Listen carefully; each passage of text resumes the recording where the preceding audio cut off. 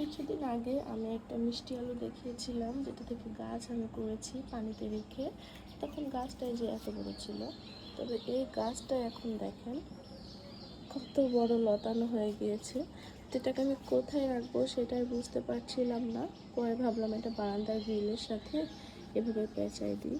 কি সুন্দর সতেজ সবুজ, তাই না? এত সুন্দর হেলদি গাছ যে বোতলের মধ্যে হয় এটা আমার জানা ছিল না। এই যে দেখেন মিষ্টি আলুটা আর শিকড়গুলো কি সুন্দর ছড়িয়ে গিয়েছে আরও। আসলে এটাকে দেখলে যদি মন ভালো হয়ে যায়। তো আজকে আমি একটা মিষ্টি আলু থেকে নতুনভাবে আবার গাছ তৈরি করব। সেটার ভিডিওটা আমি পরে আপলোড দিব, আপনাদের সাথে শেয়ার করব কিভাবে আসলে একটা মিষ্টি আলু রেখে সেটা থেকে এত সুন্দর গাছ আসলে তৈরি করতে হয়।